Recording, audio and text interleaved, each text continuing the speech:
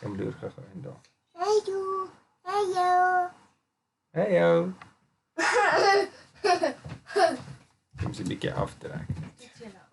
Ja, ek's live, Marian, kom maar. Kom staan 'n bietjie nader. Okay. Dit is nou 9:30. Okay, good morning everybody from the Dialoog family. This morning I've invited my family along. Tian, stand a bit closer. They can't see you, Tian. You must have seen op die skerm before. So I'm never able to show you my own family, but here they are. There's Marianne and Annabelle and Tian. So from all of us, Jesus is risen. Good morning. Hello. Very nice to see you. Heyo. Yeah, Tian gets that from Saddleback Church in America's Jesus videos. Very, very nice children's videos on the gospel of Jesus Christ. So good morning, everybody. Thank you very much. We'll see you a little bit later. Okay, Tian, nog wat jy?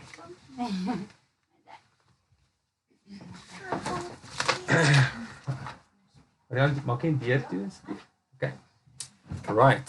So let me make a start. I must confess, I've spoken at all of Dialoog's venues.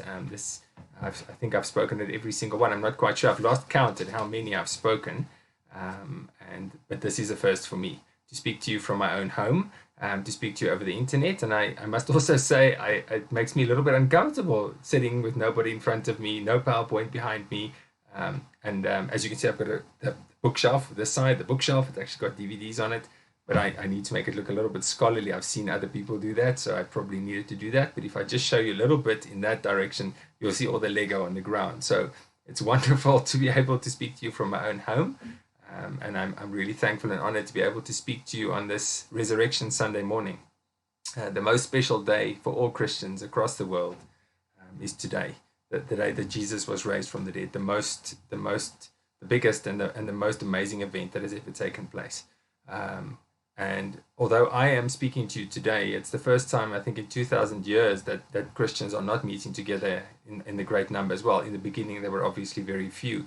But as we grew, we've been meeting on Easter Sunday all over the world. And I think this is probably the fewest Christians that will be meeting together in a room for about 1,000 years at least. But now we have the internet. We have the ability to meet each other over the internet, which is wonderful in of itself. So thank you for inviting me into your home this morning. And we're going to be talking about the cross as a stumbling block, foolishness, or the wisdom and power of God. Now, why did I choose to speak about the cross on Resurrection Sunday? That's a bit strange, isn't it? Shouldn't we be speaking about the resurrection? I think it's important to say that if I speak, and when I speak today of the resurrection, I cannot see it separate from when I speak about the cross, I cannot see it as separate from the resurrection. The cross and the resurrection are two sides of the same coin. If you speak of the one, the other one has to be there. You cannot speak of the resurrection without speaking of the cross. And you cannot speak of the cross without speaking of the resurrection. If Jesus had only died, if I was only speaking to you this morning about the cross, we wouldn't be talking about Jesus 2,000 years later. We wouldn't be discussing what he means and what the cross means. So every single time today I mention the cross of Jesus Christ, I'm also mentioning the resurrection. Otherwise, he was just a good example, but dead, and we would have forgotten him a long time ago. Please also remember that tonight Johan is speaking about the resurrection more particularly. It's also a bit strange for me this morning to be preaching. I'm a teacher, but a preacher I'm not quite. I always find it quite intimidating to be bringing the word of God to people. So please forgive me if I'm a bit stumbling all over the place this morning, but I'm going to do my very best, and may God do with what I have what he wants. So let us pray before we actually start talking about the theme itself. Lord Jesus, thank you that we can come to you this morning on Resurrection Sunday. We read about your disciples coming to the grave on that Sunday morning and finding it empty and seeing the cloths being wrapped up in a way that convinced them that you had risen. We see Mary coming there and thinking you are the gardener, and then hearing her name pronounced in a way, making it so personal, Jesus. Thank you that you didn't just rise spiritually, but that you rose bodily and in totality, that you brought us hope and a new life on this morning. We praise you as Christians for what you have done on the cross, but also through your resurrection. And as we meet this morning and as we discuss your word and as we discuss ideas related to your word, I would like to pray that your Holy Spirit will rest upon me, but also upon each person listening, that you will be with us, Lord, that you will be the one ministering to us. And then if I say anything that is not according to your will, that it will not even be heard, and that you will even use me to bring your word this morning. We come to you this morning as the resurrected Christ. We praise your name and we pray because we completely depend on you, Lord. Amen. Now, why the cross? I think I need to start there on Resurrection Sunday morning. And I have just made a few mentions of this a little bit earlier in my talk. But I think for me, the cross has always been, since I started taking my own faith seriously as a young adult, has been shocking in its intensity and its violence. I think we become tame, we become accustomed to the cross. We start just seeing it as another event. We hang crosses around our necks and we forget what it actually means. I can still remember going to watch The Passion of the Christ by Mel Gibson and watching this movie with my dad actually, and walking out of that cinema feeling traumatized. First time in my life. Movies don't do that to me. Maybe they do it to you, but they don't do it to me. I felt traumatized by what I had seen. And I had seen more violent movies than that. But it felt like a family member had been attacked and hurt in that movie.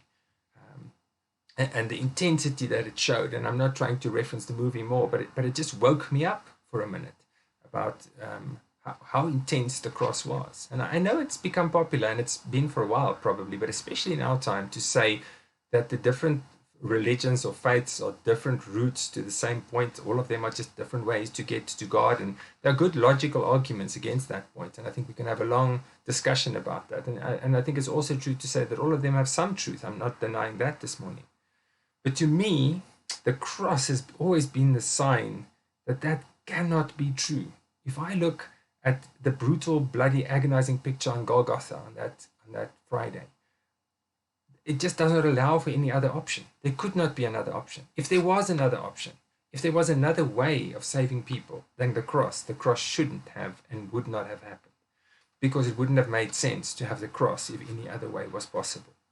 And I think it's true to say that when millions of lives are at stake, or even billions of lives are at stake, radical action is necessary. We all know that. All of us are talking to each other over the internet today. Why? Because we are in a crisis. We are in lockdown. Because COVID-19 is killing thousands of people across the world. 20,000, I heard, have died now in the US, for example. And therefore, we are all sitting in our homes. Our governments are trying to protect us. This has never happened before. And the reason it's happening right now is because we need the protection. We need radical action. And the cross is a sign, and it speaks of such radical action. Something was seriously wrong. We needed something radical. We needed something really, really strong action for us to have saved lives. And sometimes that entails, I had appendicitis a few years ago, and I went to a hospital, the one that was now closed in Durban. And the first surgeon looked at the scans and stuff, and he did I think it's a laparoscopic or an arthroscopic, I don't know. But he just made little holes in my abdomen to try and take the appendix out. And all I had in terms of a scar was just 3 little holes. And I would have stayed in the hospital for a day or two and gone home. And after a week, I would have been relatively fine. Got home. We flew back from Durban. And I started feeling ill, more and more ill. And long story short, I went to a second surgeon who did a scan. I actually only went for the scan because my wife was worried, and my father-in-law, who's a medical doctor himself, had said he thinks I should go for a scan based. I wasn't expecting anything from that scan, and I walked into the surgeon's office, and the surgeon said to me, we found an abscess about 7 or 8 centimeters across, and we need to operate immediately. You're not even going home. I want you to go to reception now, and you're going to be booked into the hospital. Now I have a 30 centimeter scar on my lower abdomen, not 3 little holes anymore, a 30 centimeter scar, 7 days in hospital. Something was seriously wrong, and therefore serious radical action was necessary. So when we look at the cross, it tells us about that seriousness. But if we have to be honest, unless you've had a personal crisis or a personal trauma of some sort, before the COVID-19, the world has been going along quite nicely, thank you. It doesn't seem like we were in a crisis of any sort. We were quite comfortable. We had enough of everything. Everything was fine. So why then the cross? Why do we need such radical action if we're actually getting along fine? Because the cross speaks of this crisis, but the world often, for the richer middle class people who are relatively well off, for us it doesn't feel as if the world is in such a crisis. I want to contend this morning that most of our lives is lived in a dream, in a state of dreaming. What do I mean by that? When things go well, we tend to take each other for granted. We tend to feel very independent of God, and we tend to live with abandon. And the richer and more technologically advanced we get, and I'm not against money and I'm not against technology in of itself, but the more we get that, the more we feel we do not need God. We're fine, thank you. Why would we need a God? And that's been true forever. If you can read the book of Amos, you'll find that when God speaks to the Israelites through Amos, his prophet, he says exactly that to them. You're lying on your couches of ivory. You're so comfortable. You think you don't need me. And as human beings, I think that is our natural tendency. When things go well, when we start controlling things, we feel as if we don't need God. But the problem, and I'm calling it a dream this morning, the problem with dreams is that they only exist and they only work while you're sleeping. But when the alarm clock goes off, I think we've all had that experience. Things are rough at home, rough at work, things are not going well. You fall asleep, you have these pleasant dreams if you're not having nightmares. And you wake up and the world is exactly the way it was before. And I'm going to call that the alarm clock of reality. So our dreams tell us that everything is fine. We don't need God. We're very comfortable. Everything is fine. But when the alarm clock goes off, and if you live long enough, it's inevitable. The alarm clock will go off. Things will fall apart. And suddenly you will realize what has always been true, that you are needy and alone in a dangerous and unpredictable world. And I'm not trying to be negative here, but I think that's the truth. I think we build these structures around ourselves to make as if it's not true. But in the end, it is true. In the end, all of us are alone. All of us are needy. And all of us are living in this unpredictable world. And when death and suffering enters our own lives, and the lives of our loved ones, then it starts breaking into that peaceful existence. And that's how it mostly happens. Mostly the world isn't shaken the way that it has been shaken over the past 2 months or so. Usually it's in our personal lives that this happens on a private level. We start asking questions like, why me? And it's a surprise to us personally when this happens. These personal tragedies tend to change us, sometimes for the good, sometimes not for the worse. C.S. Lewis, I had to quote C.S. Lewis. If you know anything about me, I probably had, but it's not to try and work him in here. One of his least known books is something called A Grief Observed. I can talk a long time about A Grief Observed. I'm not going to because I don't have that much time this morning. But in A Grief Observed, C.S. Lewis never meant it as a book. When his wife died, so he married very late in life, found his true love, Joy Davidman, married her, only married for 3 years, and she died of cancer. And he took some exam jotters that were there in his house and he started writing his own thoughts down. Never meant it as a book. One of his secretaries found these jotters and asked, wow, this is amazing, can we publish it? And in the end, it was published under a pseudonym because he wasn't willing to publish it under his own name. So it's not a logical piece of work. It is an existential work of a Christian suffering through real pain, asking real questions. And Lewis says the following after the alarm clock rang in his own life. He says the following in A Grief Observed. God has not been trying an experiment on my faith or love in order to find out the equality. He knew it already. I was the one who didn't. In this trial, he makes us occupy the dock, the witness box, and the bench all at once. He always knew that my temple was a house of cards. His only way of making me realize the fact was to knock it down. The temple he's speaking of is this idea of us being fine. And Lewis uses a very interesting image here. He speaks of a house of cards. I don't know when last you have built a house of cards. I think the lockdown is probably a time where this could emerge again as a pastime. Before television, before all of these things became available, people would spend a lot of time building houses of cards. You take playing cards and you start building a little structure with those. If you haven't tried it, please go and try it after my sermon. I'd be interested to hear your feedback. But he uses a very interesting image here. Because when you build a house of cards, you have to build it in a very stable, very safe environment without any disturbances. And if you've ever tried it, you will find that if anybody just shakes the table slightly, the whole thing falls flat. You have to be in a very flat, very stable environment, and then you can try and build a house of cards. And Lewis calls it a house of cards. And then he says it was knocked down because I didn't realize it was a house of cards. It's like children playing with mud pies thinking it's real food. No, they never think that. That's actually ridiculous to say that about children. They know it's mud pies. They just play. But I think we sometimes as adults forget that we're playing. We forget that we're dreaming. We forget that we're building a house of cards for ourselves.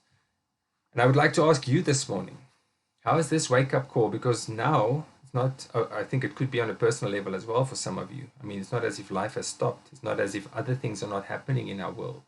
There could have been, for many of you, wake-up calls over the past few weeks, different from COVID-19. But some of those could have been caused by the lockdown. Some of those could be caused by relationships that have fallen apart during this lockdown.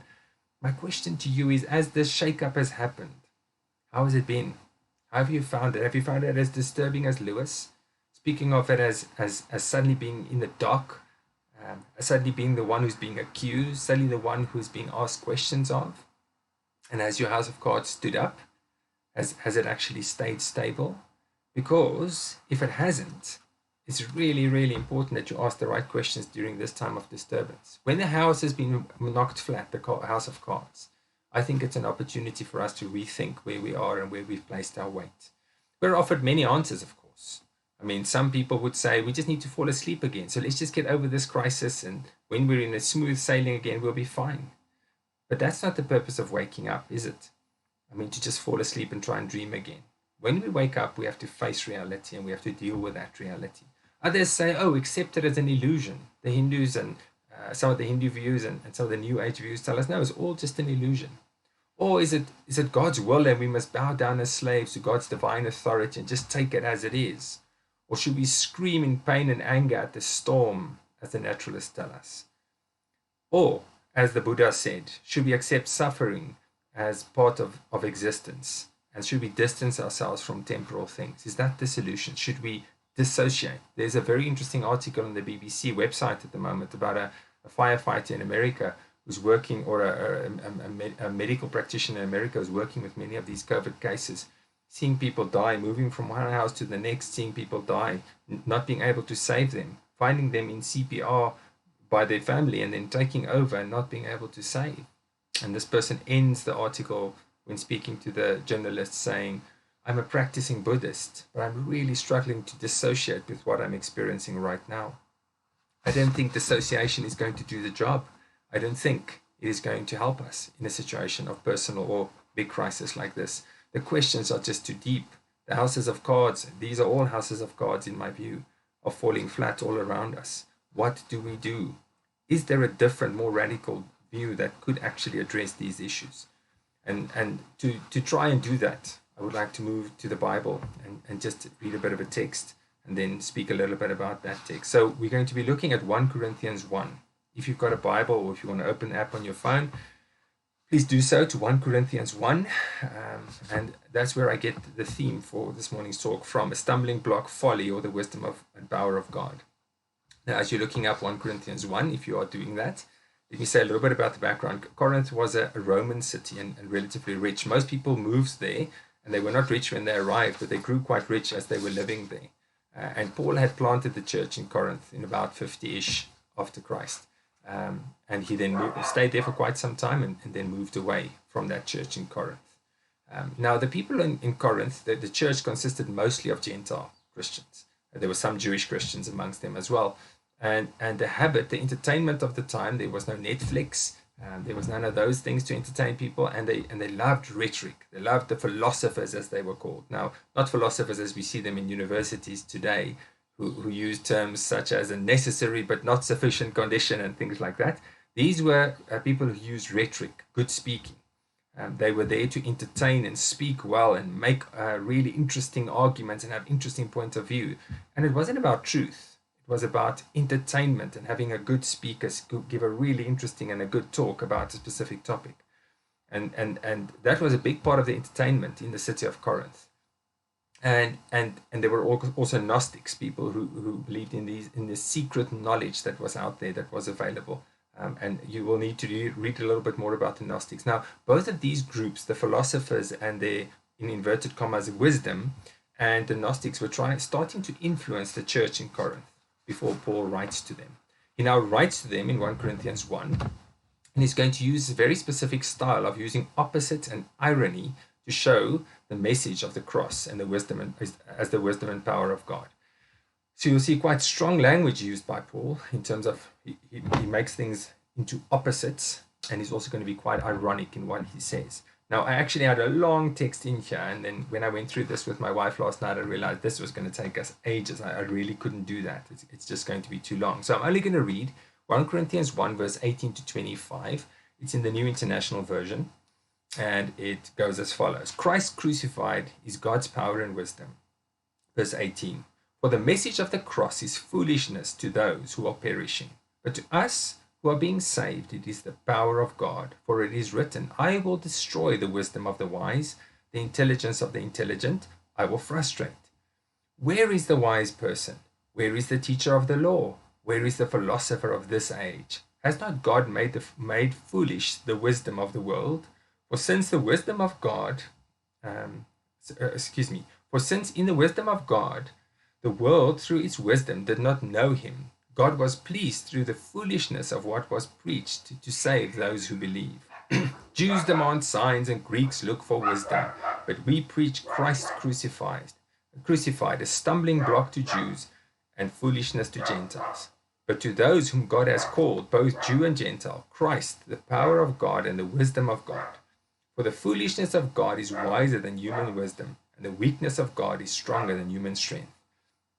Now, as an apologist and as a thinking person myself, when I read this the first time, I really wondered, what is he talking about? Is he against learning? Is he against thinking? Is he against wisdom?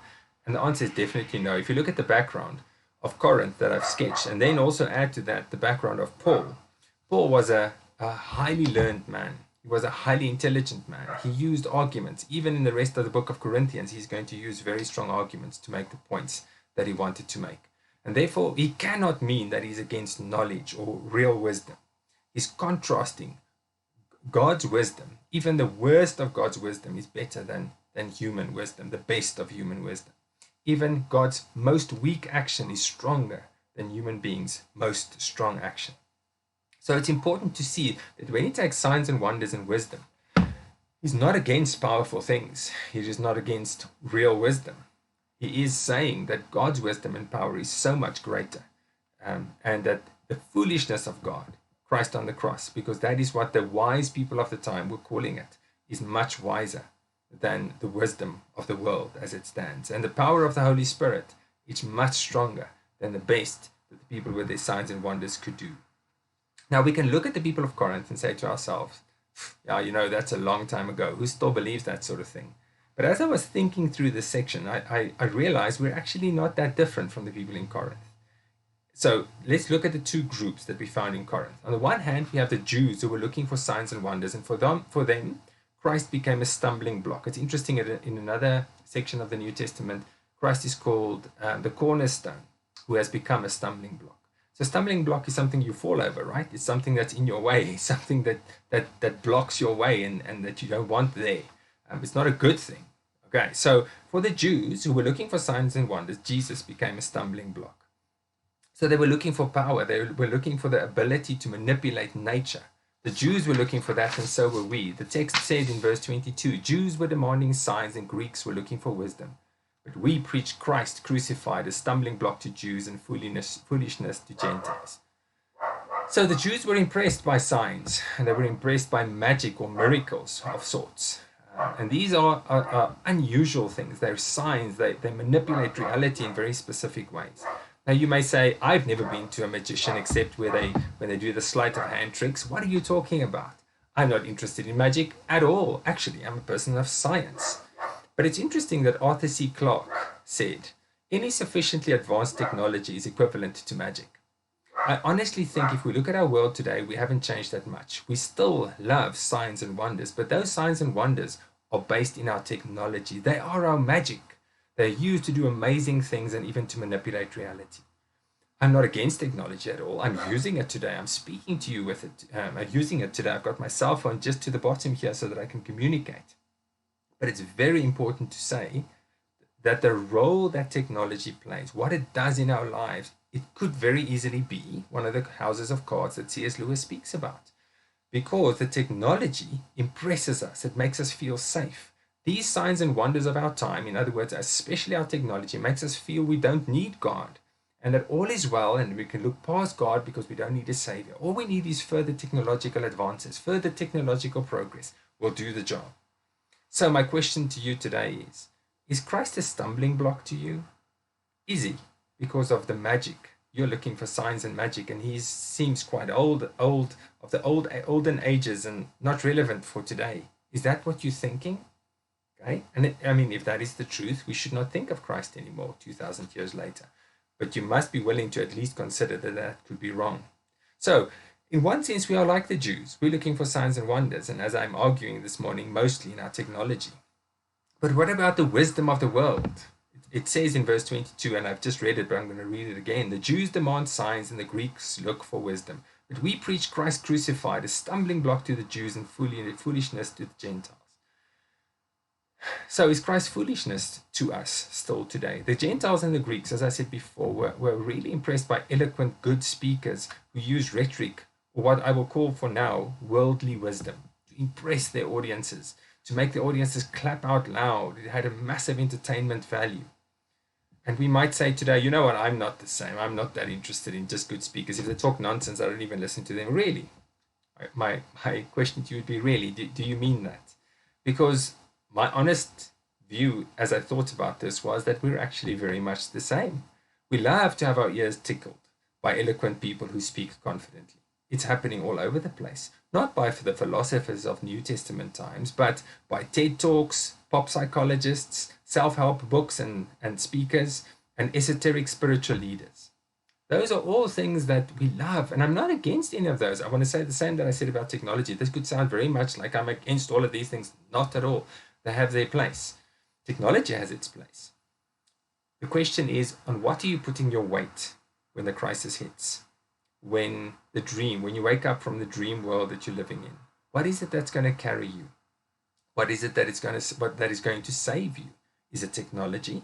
Is it these people with their TED Talks and their pop psychology and their self-help books? The wisdom of our age is contained in well-written and spoken, often funny, anecdotal pseudo-psychology that makes us feel good, at least about ourselves, and mystical pseudo-religious writings, such as The Secret, just as an example. These are all ways in which we are being told the wisdom of this world. It's well presented, but I want to argue this morning that a lot of it is vacuous when it comes to the real questions of life. It's feel-good theories and words. It's plasters being put on festering wounds. If my appendix had been left, as I was planning to do, I have to be brutally honest here, just put a plaster on the 3 little wounds, I would have very probably died. A festering wound needs more than a plaster. It needs something radical. The pop psychologists of our day are quiet. Are you hearing them during the COVID-19 crisis? Are you hearing people speak through self-help books about what you should be doing in any sensible way? Is the secret helping when the crisis hits like it is today? And I'm going to argue that it doesn't. We are being told today by the wisdom of our world that we're fine, that everything will be all right in the end, that we should be spiritual but not religious in any particular sense, and the universe will surely take care of us, especially if we speak the right things to it. Honestly speaking, I don't think it's working. If I look around me, if I look at what I see around me, it's not working. Just generally in society, more people are depressed, more people are lonely, more people are unhappy than has ever been the case in any research that has been done over the past 150 years during the time in which we live. And if I look around me with the COVID-19 virus and the fear that has hit, and I look at just people in the circles in which I move, whom I won't name at all, I see fear gripping people.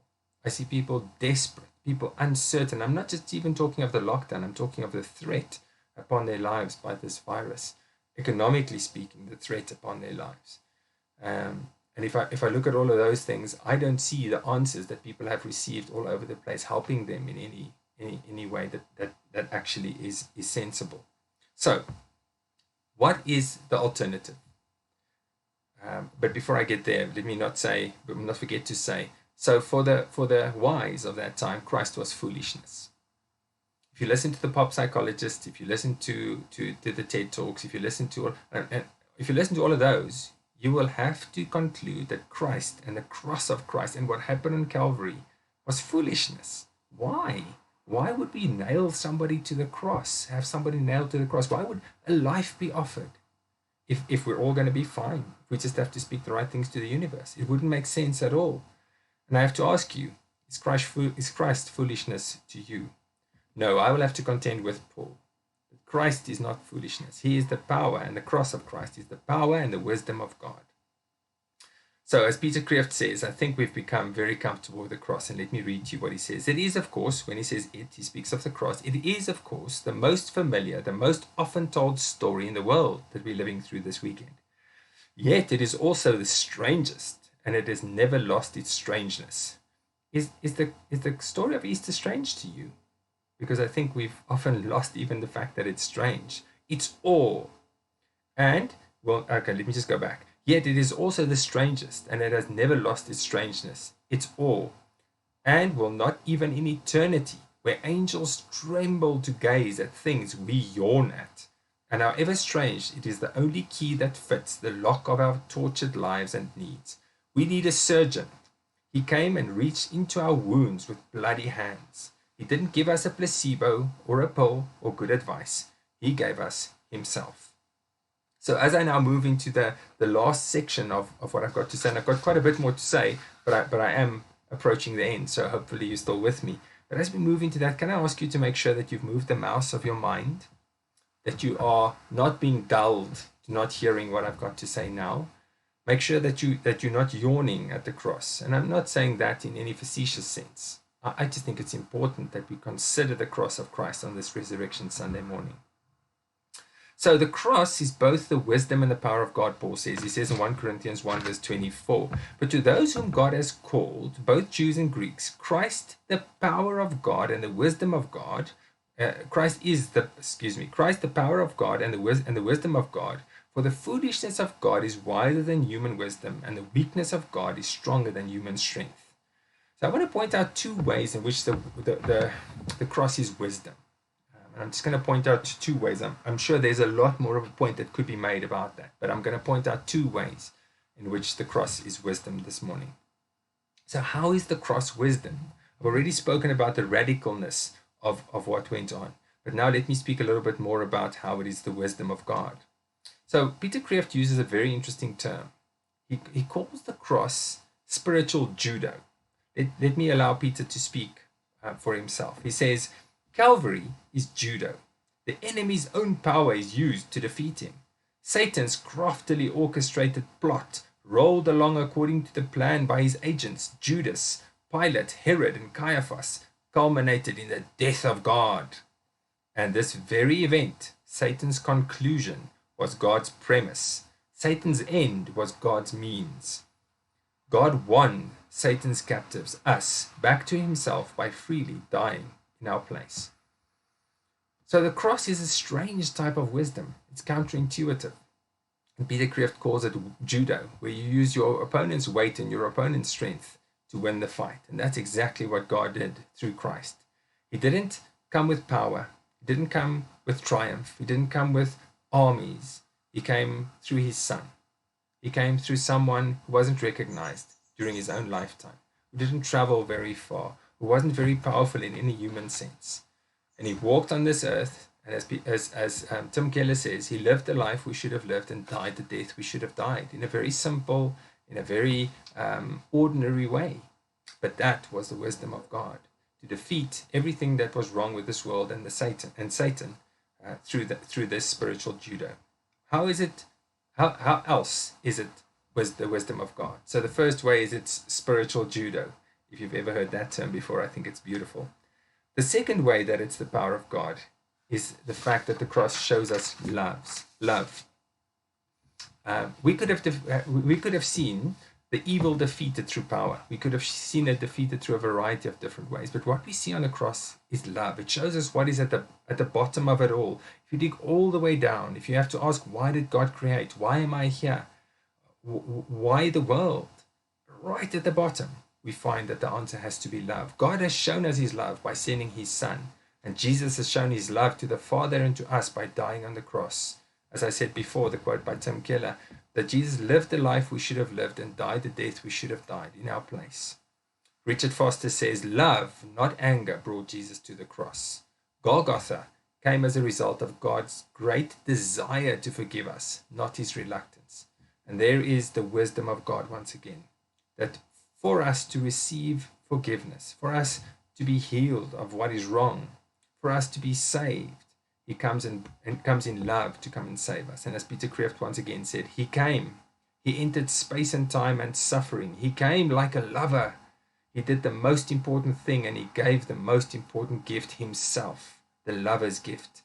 Out of our tears, our waiting, our darkness, our agonized aloneness, out of our weeping and wandering, out of our cry, my God, why hast thou forsaken me? He came all the way right into that cry.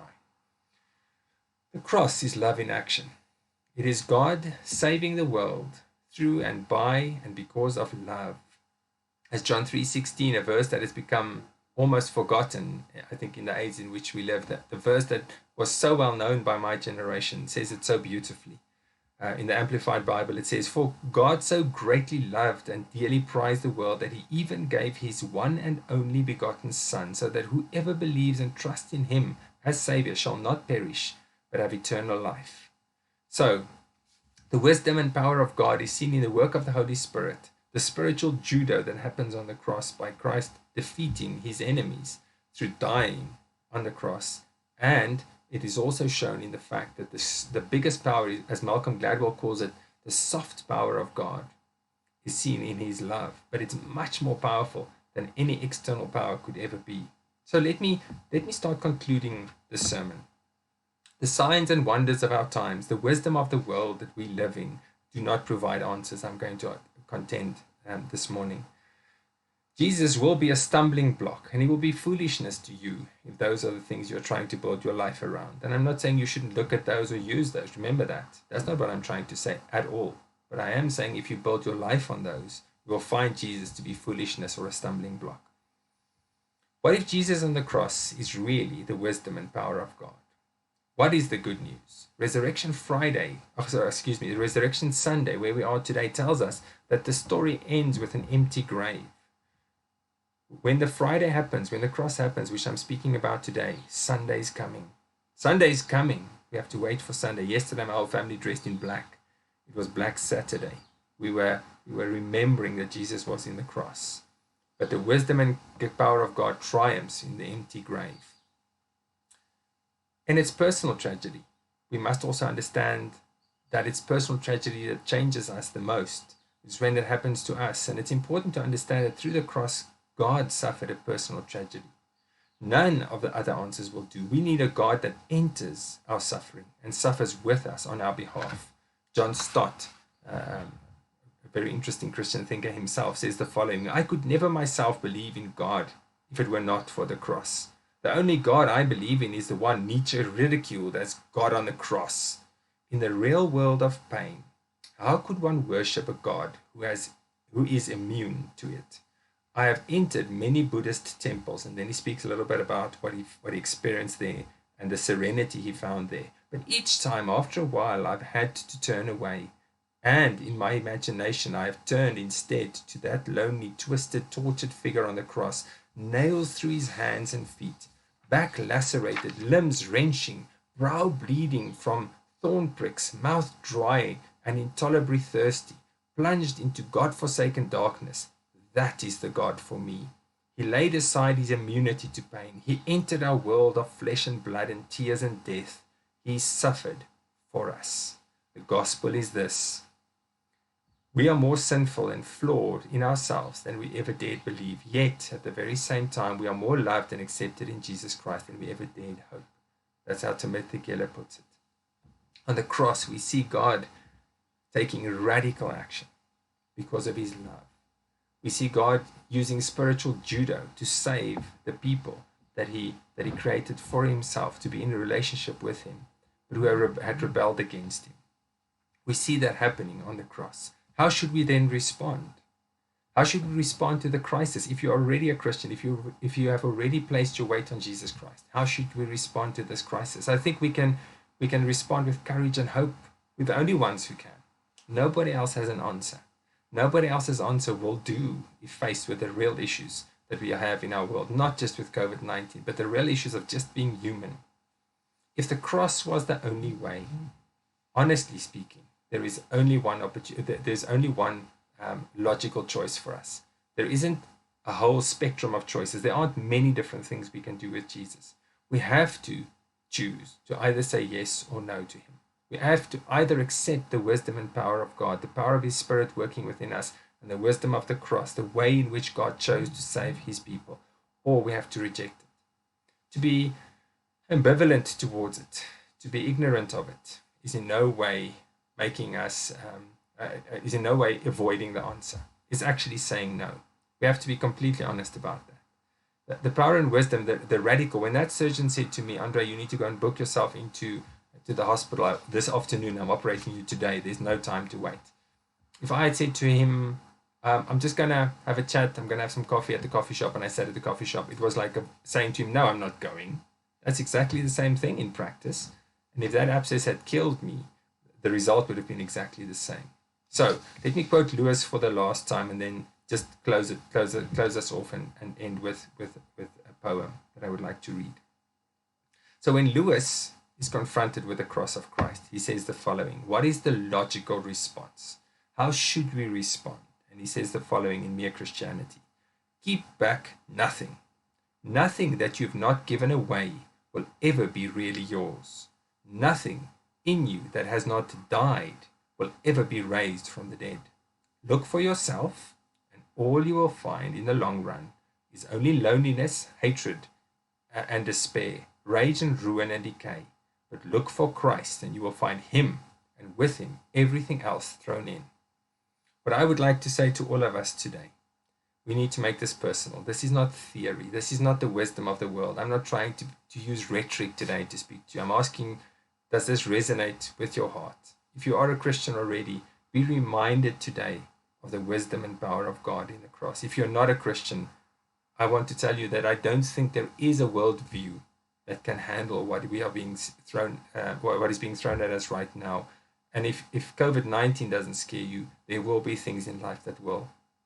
And I honestly tell you that the best answer to all of life's issues, and just facing life as a father of 2 children, of a husband, of a wife, as a person in a work environment, I can't see myself doing this without the cross of Christ and his Spirit living in me. So the cross will either be a stumbling block or foolishness or God's wisdom and power to you. And before I end off with a prayer, I want to end off with a poem.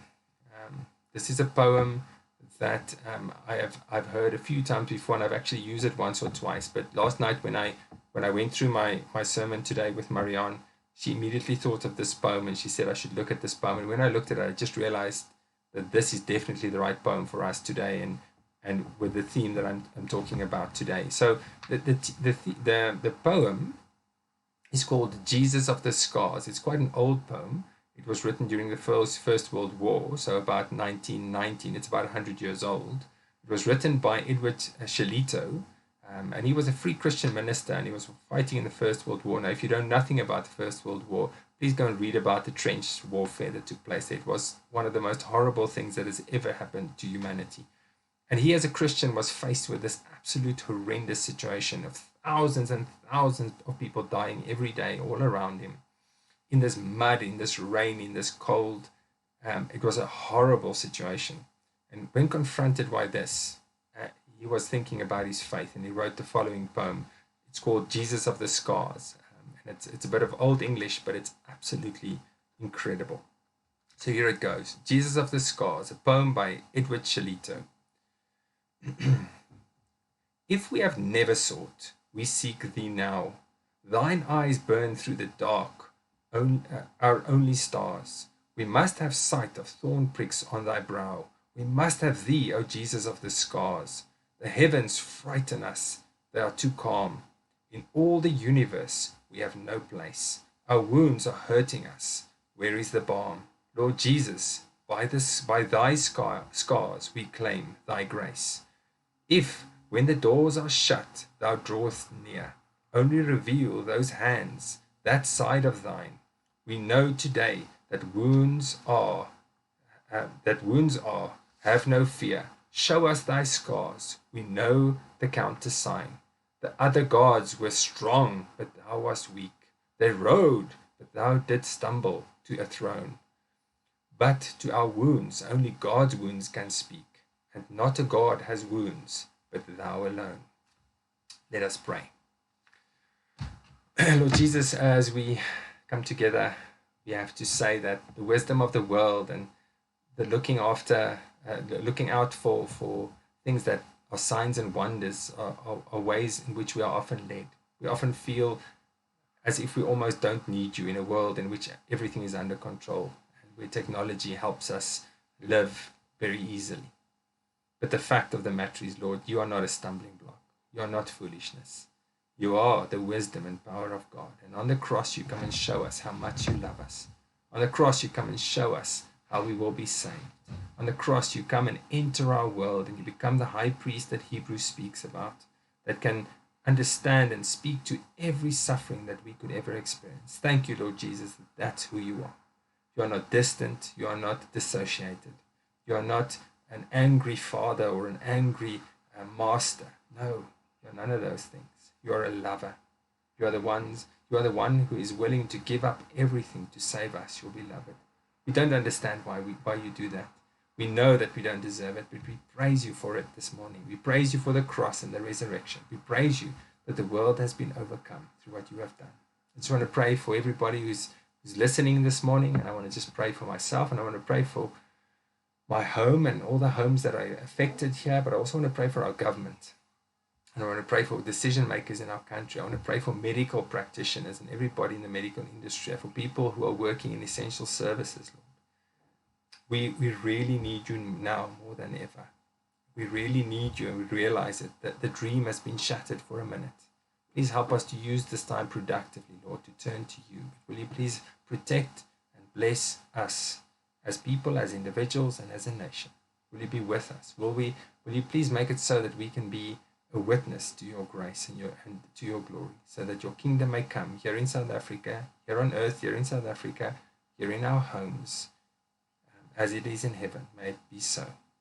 I come and pray these things, and I can pray them because of the cross and the resurrection of Jesus. I can pray them with hope. I can pray them with confidence because of the cross of Jesus Christ. Thank you, Jesus, for what you did for us, for the life you lived for us on our behalf that we should have lived, and the death that you died on our behalf that we should have died, and that we can now pray these things in your name.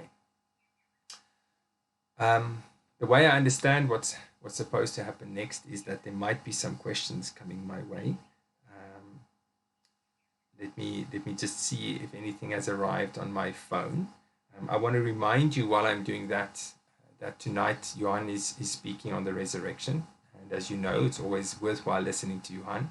So please, if you want more of a discussion on the resurrection, please listen to Johan later tonight. So I see two questions have come in.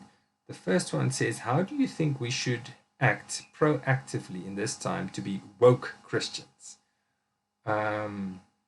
Sure, I can honestly tell you, I don't think I've ever been in a situation where everybody I know has been out of their depth, ever.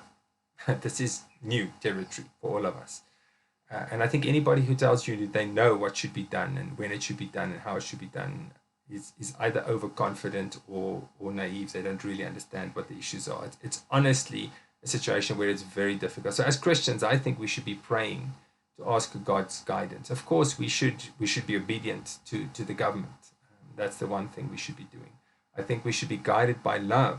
That's something that should be the guide, not just for our fellow Christians, but for all people.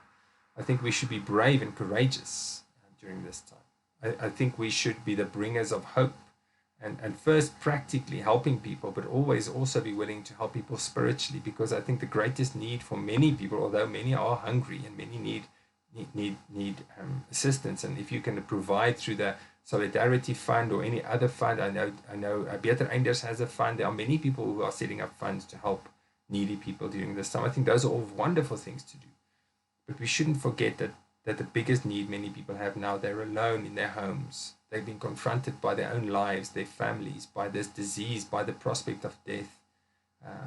And I think the gospel of Jesus Christ, what Tim Keller said, that we are worse than we thought we were. I'm not saying it as beautifully as he does, of course, but we are also more loved than we ever thought we could be through what Christ has done. So when you ask me what we could do to be proactive, I think we're in this situation already. We must act, not be. We can't really be completely proactive. Those are comments from my side.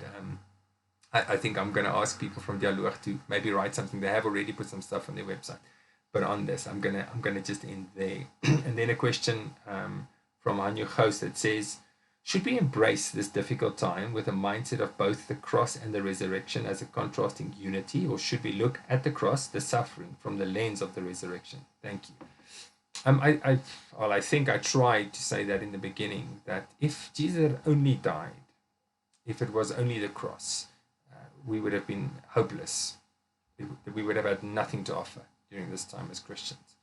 And that's why I said right in the beginning that we have to see the two together as two sides of the same coin that are always present together. We can never separate them. But for us to speak of the resurrection without the cross would be, I think, equally big mistake. And the reason I'm saying that is because in the cross, I think the most powerful message we have as Christians right now is the fact that if you ask, where is God during COVID-19?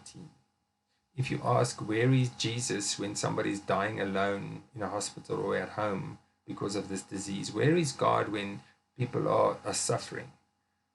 Nobody else has an answer to that is even remotely the same as the one that Christians have, or as powerful, I would argue. And the answer we have as Christians is to say that he is amongst us. He's one of us. He's entered that. When Jesus came to earth, he didn't live as a king. He didn't end his life in old age. He was killed. He suffered. He died. He entered our world. And as a result, of course, he was resurrected as well. But the cross is the sign of him entering our world to the fullest extent. The cross is the sign that no matter how alone you are in that hospital bed and dying maybe of a disease, and if it's not COVID-19, something else, you can know that God will never leave you. Because Jesus was forsaken, you will never be forsaken. So the cross, to me, if we just focus on the resurrection, we are triumphalist, I think, if we're not careful. And we lose so much of the richness and the power, I would say, of the gospel. The fact that God is with us, that God has entered our world, that God is living the life we should have lived in the true sense of the word. So I'm not going to expand much more on that. I just think in the times in which we live, that closeness of God, that the way in which God has associated himself with us, that he has become one of us, culminates in the cross. And I mean, even if you go and read Philippians 2, where it speaks of Jesus entering this world, becoming one of us, it ends in the cross. And of course, then the resurrection. Yes, and I don't want to make light of it. I could have preached a different sermon on the resurrection and its power and what it does. But as I say, I think the most power in this time lies in us as Christians having God, knowing God through Christ, who has entered our world, who has become the high priest, who can associate with us completely, as Hebrews says, as human beings, not a high priest who is far away. Okay, there's a question by Johan Erasmus. That's always dangerous when there's a question by Johan Erasmus, but let's go for it anyway. He says, hi, Andre, can you please expand on the Eastern religions approach, the BBC article, to suffering and contrast that to the Christian one? And then he's got a chirp at the end, which I'm just going to ignore, Johan. I watch it. Okay, so the two main Eastern religions are Hinduism and Buddhism. And I mean, I want to be very careful. I haven't prepared myself properly to speak on those two, and I don't want to sound like I'm an authority and I don't want to build a straw man. But Hinduism's basic approach to suffering is located in the fact that it works on a caste system, and it works on karma, and it works on reincarnation. And as a result, suffering is your destiny. If you've watched Slumdog Millionaire, you will see him use the term destiny often. The term destiny here refers to that's what my previous life has endowed to me in this life, and the best I can do is accept it and live it to the fullest. If I have to lie in the gutter and die, that's what I'm supposed to be doing. I must do it as well, in inverted commas, as I can by accepting it. And the main reason for this approach is obviously the caste system that has been built around Hinduism. But Hinduism is in one sense a monistic religion, which basically implies that the Hindu, did I say Buddhist? I meant Hindu. The Hindu religion sees physical reality as an illusion. It's not real. Particularity is not real. Individuality is not real in the true sense of the word. You aren't really someone. So when you suffer as Andre, you aren't really suffering as Andre. You misunderstand what it is. You are suffering as part of the whole.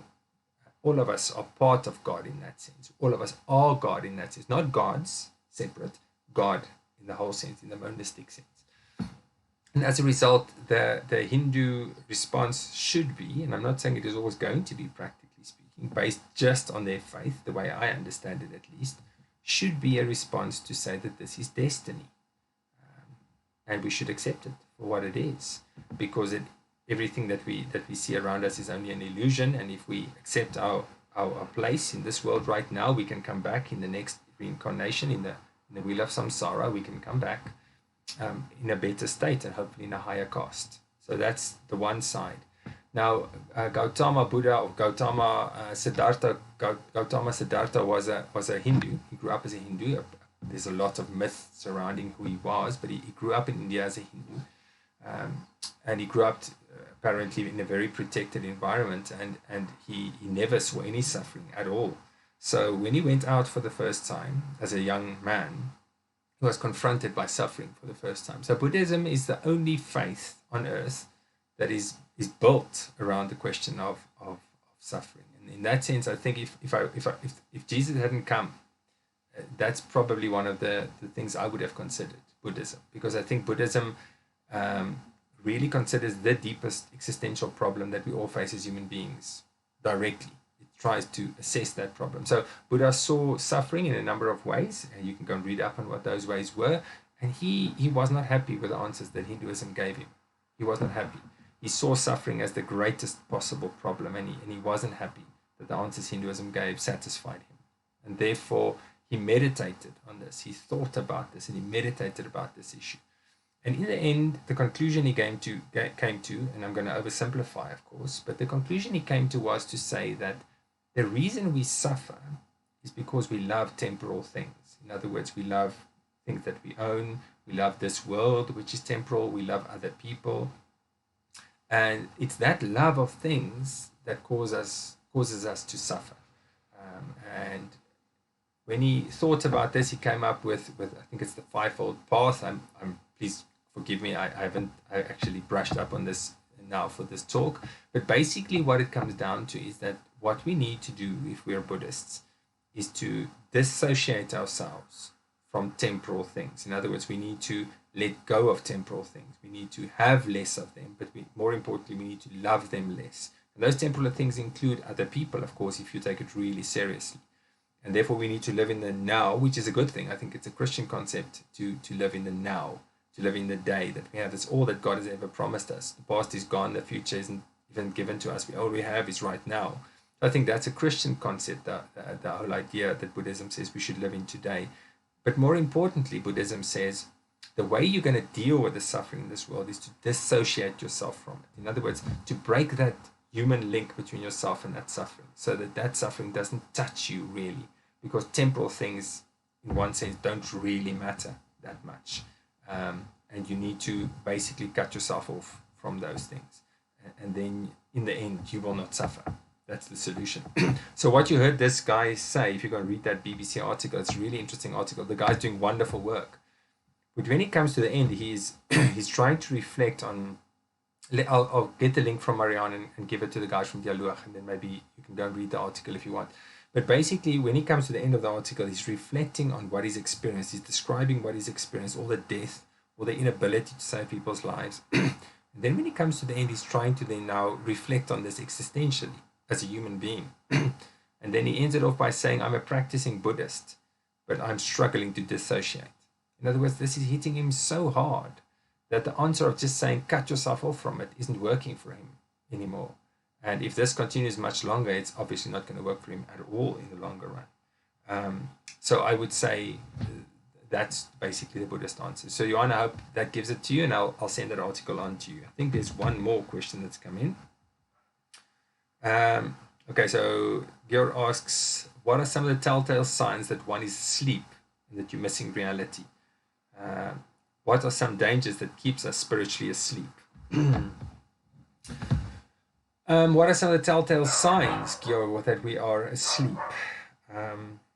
Well, I think one of the telltale signs for me is that we avoid some of the really big existential questions of life, really thinking about those. We don't really want to think what's wrong with the world. We want to think about it on a quite a surface level. So we confront the issues as if they are theoretical. And we give answers in our head to the big issues that are theoretical, not existentially deep and true. I honestly think we are told by the worldly wisdom to think less, not to think more, to think less deeply, not to think more deeply. So the telltale signs that we are spiritually asleep are usually signs of a sleepwalker, somebody going through life as if everything is fine, as if nothing is ever going to happen to me. As if nothing is really serious, everything is almost treated as if it's light, not serious or deep or heavy. And I think we see that as people, and in our own time, people often have a very Greek view of life, right? So in other words, things are spiritual or they are non-spiritual. And we often see people treating spirituality as another part of their lives, as another element to their lives. I have to go to gym to keep fit, I have to do this, and then I also have to go to church and maybe sometimes even open my Bible to be spiritually fit. It's not all encompassing. In other words, part of the dream is to keep it under control, to have, there's this famous quote in The Lion, the Witch and the Wardrobe, where Lucy asks whether Aslan is safe. And then the beaver bursts out laughing and says, safe, my child. You must be kidding. I can't remember the words exactly, but basically it comes down to the fact that no, Aslan is a real dangerous lion, but he is good. He's deadly, but he's good. And I think people often treat faith and the real big issues in life as if they are tame, as if they are safe. And they don't want to confront the reality of the big things in life. So, Georg, I don't know if I've answered your question, but I think those would be some of the signs I have seen, I have observed. And even in my own heart, I start taking myself quite seriously. And I start living a very local life, controllable life. I lose myself in my cell phone, or I lose myself in my work. Those are all ways in which I think I'm spiritually asleep. The things that really matter. I think there's... The issue is, if you are sitting, I think a good way of figuring out whether you're spiritually asleep is if you had to walk into the oncologist's rooms today with the ones that you love, an oncologist had to say to you, you only have 3 weeks left or 3 months left, nothing we can do for you. What would you have done differently? How would you have thought differently? What are things you would suddenly think about? Those are probably things, if you're not thinking about them now, sometimes at least, you can't think about them all the time or doing them, you're probably spiritually asleep.